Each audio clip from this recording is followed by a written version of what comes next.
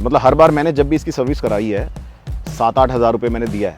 बहुत ज़्यादा है 7-8 हज़ार, बहुत ज़्यादा है, ईवी के हिसाब से बहुत ज़्यादा है। कोई ऐसा कह नहीं सकता कि ये 1.5 लाख किलोमीटर चली हुई गाड़ी है। सस्पेंशन भी बिल्कुल सही कंडीशन में है। मतलब मैंने जितनी मेंटेन करी है गाड़ी, मतलब मुझे मेरे हिसाब से बैटरी वाइज अगर मैं बात करूं तो इतने इससे ज़्यादा मेंटेन करना शायद थोड़ा मुश्किल है। कहीं ऐसा तो नहीं है चुपचाप बैटरी चेंज कर दी हो? कुड भी पता नहीं है। और वैगनार में डैमेज नहीं हुआ, थोड़ा सा डैमेज हुआ, इसमें थोड़ा ज़्यादा डैमेज हुआ। लाइट वगैरह सब गया। सेटलमेंट हुआ, जो उनका बिल आया वो आया करीब 8.5 लाख रुपए का। 8.5 लाख रुपए। मैं ये कहना चाहूँगा 100% कॉन्फिडेंस तो इनको भी नहीं आया हाँ, वो मेरा एक पर्टिकुलर रीज़न है।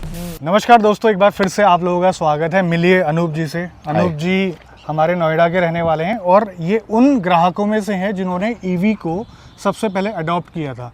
ये चला रहे हैं MG की ZS EV और लगभग 5 साल के आसपास हो चुके हैं इस गाड़ी को। 4.5 ईयर्स हो चुके हैं। 1.5 लाख किलोमीटर इन्होंने गाड़ी को चला दिया है। बहुत सारी इन्फॉर्मेशन इनसे लेनी है।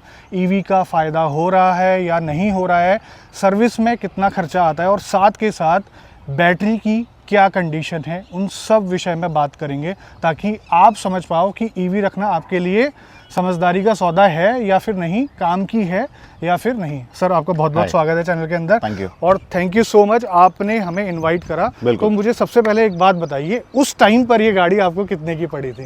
अप्रॉक्सीमेट 25 लाख। और आज आप न्यूज़ उठाकर देखेंगे तो ZS EV में डिस्काउंट आया अच्छा खासा, 5-6 लाख रुपए का डिस्काउंट है। 5-6 लाख। और एक और चीज़, ये है NMC बैटरी वाली, मतलब कि इसका जो अपडेट आया था वो 2022 में आया था। उसमें LFP बैटरी 50 किलोवाट के आसपास थी। इसकी साथ 44 किलोवाट आर की इसकी बैटरी है। ये उस टाइम पे रेंज कितनी देती थी जब आपने नई ली थी? On AC 275-280 types. 275 के आसपास। और आज की तारीख में ऑन AC अगर मैं सेम बात करूं 225। 225, हाँ, अप्रॉक्सीमेट 50 किलोमीटर का डाउन है। 50 किलोमीटर का डाउन है 1.5 लाख किलोमीटर चलने के बाद। आपको ये नॉर्मल लग रहा है? मुझे तो ये नॉर्मल लग रहा है, बिकॉज इतना मैं एक्सपेक्टेड था, मतलब इतना होगा शायद। और आपने कभी MG के सर्विस सेंटर में बात करी है कि मेरी रेंज ऐसे ड्रॉप होगी? क्योंकि जो LFP बैटरी इस्तेमाल कर रहे हैं ना, उनकी इतनी ज़्यादा रेंज ड्रॉप तो नहीं होती है। MG के हिसाब से नॉर्मल है। MG शोरूम में अगर मैं बात कर रहा हूँ, क्योंकि हमने बात की थी, तो उनके हिसाब से नॉर्मल है। बिकॉज एक बार ये बहुत डाउन चली गई थी। अच्छा। तकरीबन गाड़ी चली थी 80,000 के आसपास, तब रेंज चली गई थी 150। क्या बात कर रहे हैं? 150 ओनली। वो रही करीब 1 महीना, तब हमने नोटिस किया है तो रेंज रही नहीं गई है। तो बैटरी चेंज करने का ऑप्शन दिया उन्होंने? नहीं, बैटरी चेंज नहीं किया उन्होंने सारा फॉर्मेट बोला कि हमने सॉफ्टवेयर सारे फॉर्मेट करे हैं, बैटरी रीसेट करी है। मतलब उन्होंने कुछ पार्ट्स भी चेंज नहीं किए। अच्छा। चेंज कुछ भी नहीं हुआ, उन्होंने बस सारा फॉर्मेट किया, लेकिन गाड़ी की बैटरी दोबारा से वहीं पहुंच गई, रेंज दोबारा से अपग्रेड। कितना टाइम लगा ये सब चीज़ें करने में? Approximate 2 days. कहीं ऐसा तो नहीं है चुपचाप बैटरी चेंज कर दी हो? कुड भी पता नहीं है। अच्छा, एक और चीज़ मैं आपसे पूछना चाहूँगा कि आपने उस टाइम पे हिम्मत कैसे दिखाई थी? जैसा कि आपने बताया कि उस टाइम पे अगर जो क्रेटा सेल्टोस गाड़ी आती थी सेम फीचर्स के साथ 18-19 लाख की, ये पड़ी आपको 25 लाख की। और उसमें भी रेंज कुछ खास नहीं थी उस टाइम पे। हाँ, रेंज कम थी। आज की गाड़ियों से कंपेरिजन करें 25 लाख में तो। राइट। तो आपको क्या लगता है कि उस टाइम पर डिसीजन आपका वर्थ था? और उस टाइम पर क्या सोच रहे थे आप EV को अडॉप्ट करने के लिए उतने अर्ली टाइम पे? ये बताइए, अपनी थोड़ी सी उस टाइम की मेंटालिटी बताइए। देखो, 2-3 रीज़न थे इसमें। सबसे पहला, मैं गाड़ी खुद चलाता हूँ, बहुत शौकीन हूँ गाड़ी चलाने का। तो इसमें जो मुझे ड्राइविंग एक्सपीरियंस मिल रहा था, मतलब मैं तो सरप्राइज था इसको चलाने के बाद, अटक ही गया था। सबसे मेन चीज़ तो ड्राइविंग एक्सपीरियंस था। एक बात मैं बताना चाहूँगा यहाँ पर, सर के पास सुपर्ब भी रही है, अभी GLC भी है, और कौन कौन सी गाड़ियाँ आपके पास? सबसे पहले, मतलब अगर मैं मेरा बोलूँ तो मैंने सबसे पहले सेंट्रो ली, फिर पोलो GT ली, फिर स्कोडा सुपर्ब ली, और उसके बाद मैंने ये ली। अब मेरे पास करंटली मर्सिडीज GLC भी है। सुपर्ब वाला जो एक्सपीरियंस था मेरा, वो मुझे इसमें मिला। ड्राइविंग एक्सपीरियंस की बात कर रहा हूँ, जो पिकअप कह लीजिए, ड्राइविंग मतलब मज़ेदार। वो GT में भी था, पोलो GT भी बहुत फैंटास्टिक कार है। तो अगर मैं उस तरीके से बात करूँ तो ड्राइविंग एक्सपीरियंस का फैंटास्टिक रहा है, आज भी है। मैं कह दूँ कि वो गिरा है, वो नहीं है। गाड़ी बहुत बेहतरीन, इंटीरियर बहुत कमाल का है। अगर मैं बात करूँ क्रेटा वगैरह में, मुझे कहीं ना कहीं वो एक्सपीरियंस नहीं लगता। अच्छा, क्रैश रेटिंग की बात करूँ मैं, तो उस टाइम पे क्रेटा आई थिंक 3 स्टार थी, if I am not wrong. हाँ, बिल्कुल सही, 3 स्टार थी, ये 5 स्टार थी। तो मैं हाईवे पे भी चलता हूँ, तो मुझे 2-3 चीज़ें देखी। हालांकि मुझे ये समझ में आ रहा था कि हाईवे पे तब इंफ्रा नहीं था। ये सुनने में आ रहा था कि 6 महीने 8 महीने में डेवलप हो जाएगा। और जिन रूट्स पे मैं जा रहा था उन रूट्स पे चार्जर लग चुके थे। अच्छा। और आज तो फिर भी वहाँ कोई गाड़ी मिल जाती है। शुरू में 1-1.5 साल तो कभी कोई गाड़ी मिली ही नहीं चार्ज होते हुए। तो बिल्कुल ऐसा लगता था हमारे लिए ही है। शुरुआत में काफ़ी लोग क्यूरियस रहते होंगे, पूछते होंगे आपको रुकवा बहुत लोगों ने पूछा है, क्या चल रहा है। 21 में तो बहुत लोग रेड लाइट पे पूछते थे, अच्छा कैसी गाड़ी है, हम ले सकते हैं क्या। उस टाइम पे इतने आई थिंक यूट्यूब चैनल्स पे भी इतना डेटा अवेलेबल नहीं था, क्योंकि गाड़ियाँ कम बिकी थी। बिल्कुल। और गाड़ियाँ भी शायद ईवी में बहुत लिमिटेड ऑप्शन थे। एक वो Hyundai की कोना ऑप्शन थी। हाँ, एक ये थी और नेक्सॉन उसके बाद आई थी। नेक्सॉन बाद में आई। उस टाइम पे मेरे पास 2 ही ऑप्शन थे, कोना या ये। हाँ। कोना मुझे समझ ही नहीं आई वो क्या गाड़ी बनाई है। अच्छा। मतलब वो शेप भी नहीं समझ में आई, वो इंटीरियर भी नहीं समझ में आया, वो बिकी भी नहीं आई थिंक। बहुत कम बिकी है। बहुत कम बिकी है। हाँ। तो गाड़ी ये अच्छी है, नो डाउट। अगर मैं उस टाइम पे बोलूँ महंगी थी, तो सेविंग्स के मामले में अगर आप बात करेंगे तो उतनी ज़्यादा शायद नहीं है। ठीक है, आज ईवी लेने में बहुत फ़ायदा है।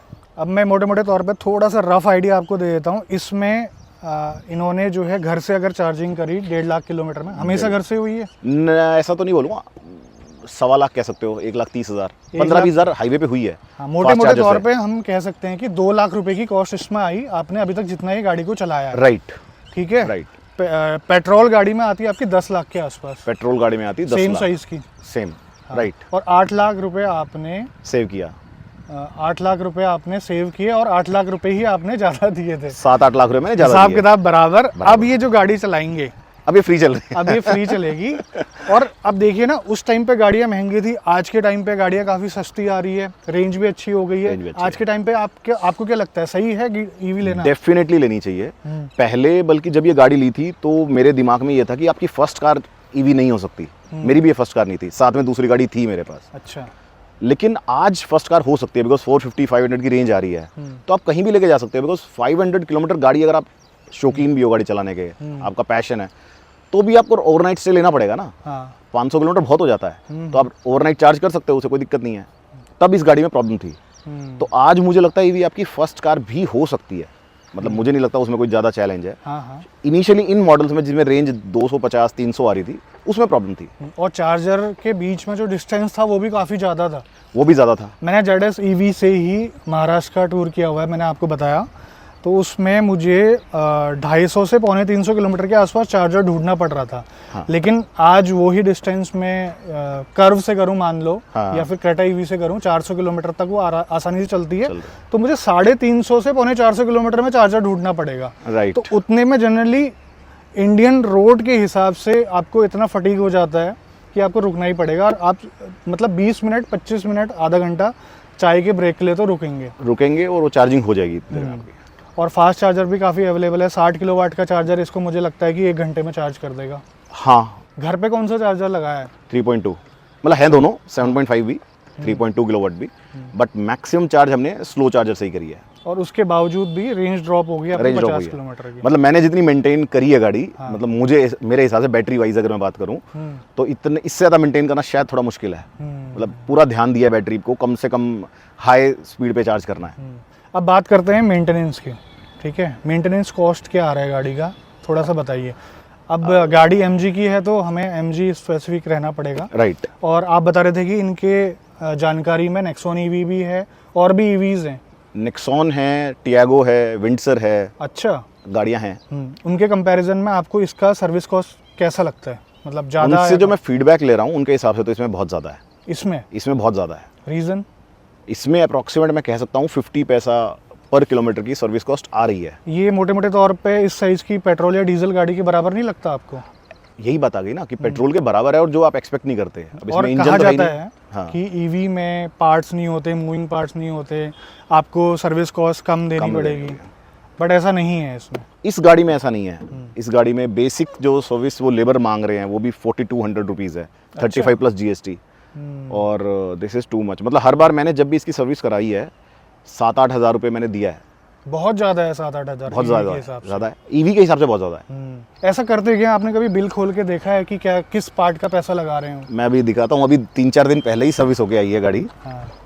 तो आपने जब उनसे डिटेल मांगी होगी 8,000 भाई किस बात का बन रहा है, मुझे थोड़ा अब की बार तो एक सीन और हुआ। उन्होंने बिल जो फर्स्ट कोटेशन मुझे दी वो 17,000 की थी। अच्छा। तो बल्कि मैं तो उन पे शाउट करने लगा, मैंने कहा यार तुम क्या कह रहे हो, 17,000 रुपीज़। उसने फिर रिवाइज करके मुझे भेजा, उसको लगा उस मतलब कस्टमर या तो इजीली पे कर दे, तो उसको समझ में आया कि बंदा बिल देख रहा है, तो उसने दोबारा भेजा मुझे 11,000 रुपये का। अच्छा। तो मैंने कहा 11,000 भी बहुत ज़्यादा है। इतना कम कैसे हो गया अचानक से? उसने कुछ कुछ पार्ट हटाए, उन्होंने कहा मैं ये हटाता हूँ, अननेसेसरी चीज़ें हटा दी। फिर उसने अलाइनमेंट बैलेंसिंग वगैरह 3,000 3,500 वो लगा रखी थी, वो बाहर 1,000 रुपये में हो जाती है। तो मैंने कहा इसको भी हटाओ। तो फाइनली मैंने पे किया 7,000 रुपीज़। अब इसमें पेड सर्विस उन्होंने लगा रखी है 4130। अच्छा। 3,500 प्लस 18%। ग्रीस लगा रखी है सनरूफ की 300 रुपीज़। सॉल्वेंट लगा रखा है 120। अगर मैं बड़ी चीज़ों की बात करूँ, हाइड्रोलिक ब्रेक फ्लूइड है 550 rupees. Engine coolant 5 litre 2,000 rupees. तो ये सब इन्होंने लगा रखा है। ओवरऑल देखा जाए तो ये जो कंज्यूमेबल हैं, ये काम की चीज़ें हैं, ये तो चलो समझ में आता है, राइट। लेकिन जो लेबर कॉस्ट है वो बहुत बेस लेबर कॉस्ट ही बहुत ज़्यादा है। ये सेम उन्होंने एक्चुअली पेट्रोल डीजल की उठा ली। एक्चुअली जो मुझे MG का जो माइंडसेट समझ में आया, इनका अगर आप कोई अलग से एक्सेसरीज भी लगवाने जाओ तो वो एक्सपेंसिव है। जैसे मैंने तो 1-2 बार जैसे रेन वाइजर लगवाए, तो ये EV का ये कॉस्ट बता रहे थे कोई 8,000 के आसपास। इनका रेन वाइजर बेसिक चीज़ है। 8,000 वाले लगाए हैं? नहीं तो मैंने नहीं लगवाए। अच्छा। मुझे बहुत ही एक्सपेंसिव लगे, मार्केट में मिलते नहीं थे क्योंकि तब ये नई गाड़ी थी, ये शेप अवेलेबल नहीं थी, तो या तो इन्हीं से लगवाओ। तो एस्टर जब आ गई तो मुझे समझ में आया था कि अब सस्ते हो गए होंगे। तो मैंने एस्टर के रेन वाइजर के लिए अप्रोच किया, तो उन्होंने मुझे एस्टर के देने को मना कर दिया। पहले तो बोले कि हमें अलाउड ही नहीं है, लगेंगे नहीं। उन्होंने मुझे घुमाया, ड्राइवर जाता था, ड्राइवर को घुमाया। उसके बाद जब मैं गया तो मैंने उनको बोला कि मेरे पास एस्टर भी है, मुझे लगवाने नहीं है तो मुझे दे दो, बिल करो, पेमेंट लो, दे दो मुझे। सही बात है। उन्होंने लगा के नहीं दिया, मैंने बिल लेके लिया और फिर अपने एंड पे बाहर लगवाया, तब ये मुझे 3,000 के आसपास कॉस्ट किया है। और ये सेम मॉडल है, सेम शेप है, लगा। तो कहीं ना कहीं MG का मेंटलिटी है कि अगर EV है तो इनको लूट लो। अनूप जी की गाड़ी का जो इंटीरियर है अभी भी प्रीमियम फील करवा रहा है गाड़ी के अंदर, और इस गाड़ी के अंदर प्रीमियम फील करवाने वाला परफ्यूम भी होना चाहिए। तो हमने अभी इस गाड़ी में रखा है इन्वॉल्व का इंपीरियल। आप इसकी पैकिंग देख सकते हैं कितनी जबरदस्त है। इसका सिर्फ डब्बा ही प्रीमियम नहीं है, ये एक्चुअल में काफी प्रीमियम फ्रेग्रेंस भी देता है, आपको काफी सूदिंग लगने वाली है। अगर गाड़ी के अंदर कोई सी भी स्मेल क्यों ना हो, वो आपकी रिमूव कर देगा और आपको एक अच्छा एहसास दिलाएगा इस गाड़ी के अंदर। अगर इसे आप परचेज करना चाहते हैं तो मैंने डिस्क्रिप्शन में लिंक दिया हुआ है, जेप्टो से भी आप इसको ऑर्डर कर सकते हैं, और साथ के साथ आपकी टीवी की स्क्रीन में ये QR कोड आ रहा होगा, वहाँ से भी आप इसको मंगवा सकते हैं। और हाँ, आप फीडबैक ज़रूर देना अगर आप इन्वॉल्व के परफ्यूम का इस्तेमाल करते हैं तो। इनके बहुत सारे टाइप के परफ्यूम आते हैं अलग अलग फ्रेग्रेंस के साथ। और गाड़ी में कुछ निगल्स, परेशानियां, ये सब चीज़ें? मैं ऐसा कुछ भी सर्विस नहीं सेंटर के बार बार चक्कर काटने पड़े हों? कभी भी नहीं। एक बार एक्सीडेंट हुआ था गाड़ी का, और आगे से लगी थी गाड़ी, और लगी भी क्या थी, गाड़ी थी सामने आई थिंक वैगनार, और वैगनार में डैमेज नहीं हुआ, थोड़ा सा डैमेज हुआ, इसमें थोड़ा ज़्यादा डैमेज हुआ। अच्छा। लाइट वगैरह सब गया। तो गाड़ी में लेकिन जो फाइनली सेटलमेंट हुआ, जो उनका बिल आया, वो आया करीब 8.5 लाख रुपए का। 8.5 लाख रुपए? तो इंश्योरेंस था, इंश्योरेंस से मिला, लेकिन फिर भी मेरे 15-20 हज़ार रुपये लग गए। लेकिन हमें पता तो होना चाहिए कि एक्चुअल में क्या मतलब वैल्यू बना रहे हैं जो क्लेम है उसकी। उस टाइम पे उन्होंने ना 30 डेज 40 डेज ले लिए थे गाड़ी के। मैं उस टाइम पे बाद में इंडिया में था भी नहीं, मैं बाहर था। तो जब उनसे बात हो रही थी तो झगड़े भी हुए, वो इंश्योरेंस क्लेम नहीं कर रहा था। इंश्योरेंस वालों ने, हाँ उसमें भी एक चीज़ हुई, बल्कि इस सर्विस में उन्होंने मुझे कुछ 5-6 हज़ार रुपये के फ्री कुछ करे हैं। क्योंकि अभी हुआ क्या था कि गाड़ी जब एक्सीडेंट हुई तो उन्होंने कुछ पार्ट ऐसे बदल दिए जो नहीं बदलने थे, ये होता है, जो डैमेज नहीं हुए थे। इंश्योरेंस वालों ने वो पकड़ लिए। तो चोलामंडलम का इंश्योरेंस था। अच्छा। तो उन्होंने उसका क्लेम नहीं दिया, तो बाद में उसमें गाड़ी कम से कम 15 दिन और फंसी रही वो क्लेम के चक्कर में। तो ये सब सेटलमेंट हुआ बाद में, बल्कि जो इनका शोरूम मैनेजर था, उसने मुझसे ज़्यादा लिए पैसे, 8-10 हज़ार रुपये। उसने ये कहा जी दे दीजिए, गलती हो गई हमारे एंड पे, और हम आपका फ्यूचर सर्विस में उसको रिडीम कर देंगे। अच्छा। और लेकिन बाद में उसने नहीं किया, उन्होंने वो कुछ बाकी चीज़ों में रिडीम किया, डायरेक्ट सर्विस में उसको रिडीम नहीं किया। ओके। तो कहीं ना कहीं MG के साथ ये फीलिंग तो रही है कि सर्विस सेंटर, मैं ओखला और नोएडा की बात कर रहा हूँ, इन दोनों का एक्सपीरियंस है मेरा। अच्छा। दोनों अच्छे नहीं हैं, कहीं ना कहीं उनके मेंटलिटी वही है कि कस्टमर से कमा लो। और देखो कई बार क्या होता है ना, हम सोचते हैं कि इंश्योरेंस में क्लेम हो जाएगा, हमें तो पैसे देने नहीं है। राइट। लेकिन ये थोड़ा सा चला के दिखाते हैं, तो ये बॉडी शॉप वाले या फिर सर्विस सेंटर वाले, कि कुछ पार्ट देते जबरदस्ती हैं। ऐड कर देते हैं अपना बिल बनाने के लिए, क्योंकि पैसा तो उनको अल्टीमेटली मिलना ही है। राइट। एक बार क्या हुआ था, बम्पर डैमेज हुआ था, नीचे का पार्ट डैमेज हुआ था, उन्होंने टेल लाइट भी बदल दी और ये जो बूट है वो भी बदल दिया जबकि उसकी कोई ज़रूरत नहीं थी, वो बिल्कुल इंटैक्ट था अपनी जगह पे था, एक छोटा सा भी उसमें डेंट नहीं आया था। तो ये करते हैं ऐसा, मतलब इंश्योरेंस क्लेम अगर आप करते हैं तो उसमें भी डीलरशिप का फ़ायदा होता है अगर वो बिल ज़्यादा बनाए तो। ऑब्वियसली उसका पैसा उन्हें मिल रहा है। हाँ, मुझे एक बात बताइए, ये जो आपका एनालॉग इंस्ट्रूमेंट क्लस्टर है आपको कैसा लगता है? अच्छा लगता है। या आजकल जो डिजिटल आ गए हैं उसके कंपैरिजन में?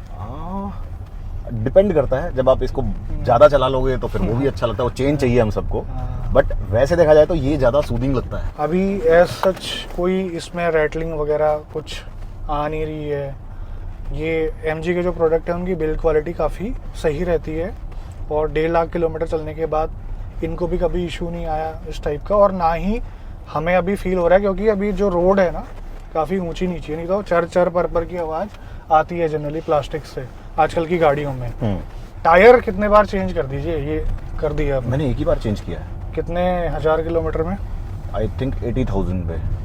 अच्छा, क्योंकि मैंने बताया सिटी में ज़्यादा रहा हूँ तो सिटी में डिफरेंस रहता है। ये जो चीज़ें हैं ना, जैसे इसका सॉफ्ट टच है, स्टिचिंग है उसके ऊपर, सब कुछ नए जैसा है, फील एकदम ब्रांड न्यू आ रहा है।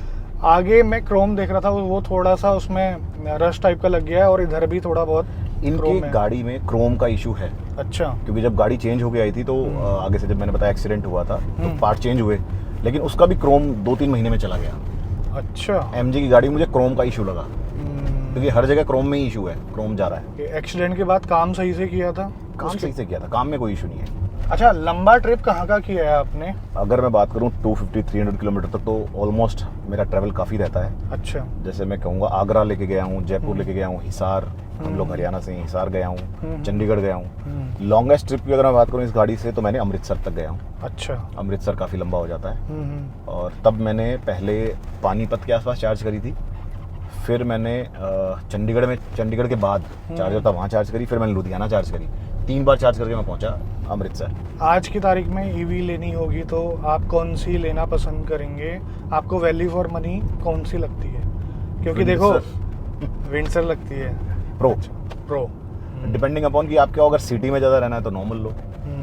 अगर मैं बजट वाइज बात करूं, अगर आप थोड़ा बजट फ्लेक्सिबल है आपका तो महिंद्रा की बहुत अच्छी न्यूज़ है। हैरियर अभी पता लग जाएगा 1-2 महीने में। 1.5 लाख किलोमीटर चल चुकी है, कुछ टाइम के बाद इसकी वारंटी खत्म हो जाएगी 160 पे। तो वो डर थोड़ा सा है दिमाग में, या फिर आप टेंशन फ्री हो चुके हो? मैं तो टेंशन फ्री हूँ। मुझे तो बिकॉज मैं टेंशन फ्री इसलिए हूँ, अभी ये 225 तक दे रही है ऑन AC एक्चुअल जो आ रही है इसकी, और मुझे लगता है अगर ये 175 तक भी देती रही तो कोई प्रॉब्लम नहीं है, सिटी में चलती रहेगी। और डेली 175 बहुत होता है। अब इसको रिप्लेस करके आप कोई गाड़ी का प्लान कर तो सकते हैं, लेकिन आपको नुकसान बहुत होगा उसमें। नुकसान बहुत होगा क्योंकि रिसेल वैल्यू बहुत कम है गाड़ी इसकी। 7-8 लाख रुपए मिलेगी आई थिंक, 10 लाख रुपए पता करके मिलेगा। देखना। अच्छा, वो भी नहीं मिलेगा? ना, एक बार पता तो करना, क्योंकि 1.5 लाख किलोमीटर गाड़ी चल चुकी है, अगला बंदा इसको लेगा तो किस भरोसे से लेगा? हाँ, वो वाली बात है। क्योंकि मुझे जो कॉन्फिडेंस है उसे नहीं होगा। हाँ, राइट। तो मुझे लगता भी नहीं है बेचनी है, मतलब ये गाड़ी तो ऐसी है कि बेचने की जरूरत ही नहीं है। और आज की जो EVs हैं, जैसे मैंने तो 5-6 लाख रुपए महंगी खरीदी है, तो वहाँ तो और भी फायदा है। आपका वो पेट्रोल के सेम रेट पे आ गई अब तो गाड़ी। देखो, मुझे ये तो लगता है अभी भी अगर आपका डेली रनिंग 50 किलोमीटर से भी कम है, 1000 किलोमीटर का भी रनिंग नहीं है मंथली, तो EV मत लो, फिर कोई सेंस नहीं बनता। क्योंकि फिर 5-6 लाख रुपए में आपको बेसिक कार मिल जाती है ना, तब EV लो, Right. यूज्ड कार में EV देखो, तब वो आपको सस्ती मिलेगी। और पॉइंट है। एनवायरनमेंट के प्रति आपका क्या सोचना है EV चलाने के बाद? क्या एक्चुअल में पोल्यूशन कम हो रहा है, या फिर हम आज के टाइम में गाड़ी सिर्फ और सिर्फ कॉस्ट की वजह से ले रहे हैं? देखो, मेरे पास वो दोनों चीज़ें थी। हल्का सा जैसे कोई भी wastage, water wastage, electricity wastage या पोल्यूशन, मेरे को लगता है वो जितना हम देख सकते हैं हमें देखना चाहिए। और उस मोड से भी ऐसा लगता है कि चलो आप इन्वायरमेंट को एटलीस्ट गंदा नहीं कर रहे हैं, मैं कुछ सेव तो कर रहा हूँ। हालांकि अब ऐसे भी कुछ आ रही हैं स्टडीज़ की बैटरी अगर आप चेंज कराते हो तो और भी ज़्यादा इन्वायरमेंट को डैमेज कर रही है जो पुरानी बैटरी है। देखो, MG की इतनी चली हुई गाड़ी में पहली बार चला रहा हूँ और वाकई में काबिल तारीफ है। स्पेशली जो ये फिट एंड फिनिश के साथ इतना लंबा, इतने अच्छे तरीके से चल गई, मतलब कोई भी ऐसा कह नहीं सकता कि ये 1.5 लाख किलोमीटर चली हुई गाड़ी है। सस्पेंशन भी बिल्कुल सही Okay है। कंडीशन में है। बहुत बढ़िया कंडीशन में है। अगर आप क्रोम को छोड़ दो तो आप बता नहीं सकते 1.5 लाख चली हुई है। आपको गाड़ी as good as like 10,000 20,000 types हाँ। फील दे रही है। और ऐसा भी नहीं है कि आपने बहुत कम समय में चलाई है, आपने एक अच्छा टाइम लिया है, 4.5 साल। 4.5 साल ईवी के हिसाब से ईवी चलाई है, मतलब अगर आप ज़्यादा चला नहीं रहे तो ईवी लेने का कोई फ़ायदा भी कोई फायदा नहीं। भी नहीं है। मेरा डेली रनिंग अप्रॉक्सीमेट 100 किलोमीटर्स का है, तो उसी हिसाब से ही चलिए गाड़ी। कॉन्फिडेंस अनूप जी को बहुत ज़्यादा आ चुका है ईवी के अंदर, और आगे जो गाड़ियाँ लेंगे वो भी शायद ईवी होगी। एक स्पेयर में ये पेट्रोल कार भी रखना चाहते हैं, तो मैं ये कहना चाहूँगा 100% कॉन्फिडेंस तो इनको भी नहीं आया है। हाँ, वो मेरा एक पर्टिकुलर रीजन है, हम्म। बिकॉज मेरे को ड्राइविंग बहुत हाँ। खुद करनी होती है। तो कई बार ये लगता है यार आज, क्योंकि इसके लिए एक प्लानिंग तो करनी पड़ेगी ना, आपको चार्जर ढूंढना पड़ेगा, कहाँ जा रहा हूँ मैं, फिर वहाँ मुझे रुकना होगा। अच्छा, आप कोई अर्जेंसी में है, अब आपके पास टाइम बहुत शॉर्ट है और भागना है, तो आप चार्जिंग के लिए टाइम नहीं निकाल पाओगे। हाँ, और एक और चीज़ ऐड करना चाहता हूँ, गाड़ी तो ज़्यादा रेंज वाली आ चुकी है, नो डाउट। उसमें बैटरी बड़ी है इसलिए वो ज़्यादा रेंज दे पा रही है, लेकिन चार्जर हाई कैपेसिटी के बहुत कम है। भले ही बैटरी को ड्रेन करने में ज़्यादा टाइम लगाओ, लेकिन चार्ज करने में भी उतना टाइम लगेगा। मान लो 80 किलोवाट आवर की बैटरी है, उसको आप 30 किलोवाट आवर के चार्जर में चार्ज करोगे तो कितना टाइम लगेगा, मतलब कि आपको सोना पड़ेगा गाड़ी में। 2.5 घंटे लग जाएंगे। हाँ। अच्छा, इस गाड़ी में एक आजकल जो गाड़ियाँ आ रही हैं, चार्जिंग करते हुए आप गाड़ी को ऑन करके एंटरटेनमेंट का यूज ले सकते हैं। इस गाड़ी में ऐसा नहीं है। तो दोस्तों, ये है अनूप जी का एक्सपीरियंस MG ZS EV के साथ। काफ़ी पॉजिटिव है गाड़ी के लिए, और साथ के साथ EV का एक्सपीरियंस भी इनका अच्छा है। मतलब आगे भी EV लेना चाहते हैं तो EV ने कुछ इनको ऐसे फ़ायदे दिए हैं कि ये कैरी फॉरवर्ड करना चाहते हैं। मतलब बेनिफिट तो है EV का, नो डाउट। हाईवे की थोड़ी बहुत प्रॉब्लम है, इंफ्रास्ट्रक्चर डेवलप हो रहा है, काफ़ी सारे चार्जर जो हैं लग चुके हैं, और रिमोट एरियाज़ में भी अगर आप केदारनाथ यात्रा करना चाहते हैं अपनी EV के साथ, कर सकते हैं। चार्जर हाँ, स्टैटिक है पूरा। अच्छा, वो मेरे को भी नहीं पता, हाँ, क्योंकि मैं उतना दूर मैंने प्लान ही नहीं किया। बट बात ये है कि लाइट रहेगी या नहीं रहेगी, अगर बरसात का मौसम होगा या लैंडस्लाइड हो जाएगी, वो अलग बात है, लेकिन चार्जर ज़रूर मिलेगा आपको। तो ये था ZS EV का एक्सपीरियंस। सर बहुत बहुत धन्यवाद आने के लिए, so much और अपने इनवाइट करने के लिए, इनपुट देने के लिए। काफ़ी लोगों के लिए हेल्पफुल होगा, और डिसाइड कर पाएंगे कि जाना चाहिए या फिर नहीं जाना चाहिए। गाड़ी की कंडीशन फर्स्ट क्लास है, आज भी नई जैसी चल रही है, बस बैटरी की जो रेंज है वो ड्रॉप हो गई है। उसका वैलिड रीज़न ये भी है कि NMC बैटरी है, या हो सकता है कि कोई और रीज़न भी हो, क्या सॉफ्टवेयर अपडेट मांग रहा हो। अगर अभी हम ये मान के चल रहे हैं, बाकी कभी जाना सर्विस सेंटर पता करना भाई। मैंने अभी गाड़ी भेजी थी, पता किया था, तो उनके हिसाब से इतना ड्रॉप होगा। तो आज की वीडियो में बस इतना ही। मिलते हैं बहुत जल्द आपसे एक नई वीडियो में, तब तक के लिए बाय बाय। ख्याल रखिए अपना। भारत माता की जय, और again thank you so much.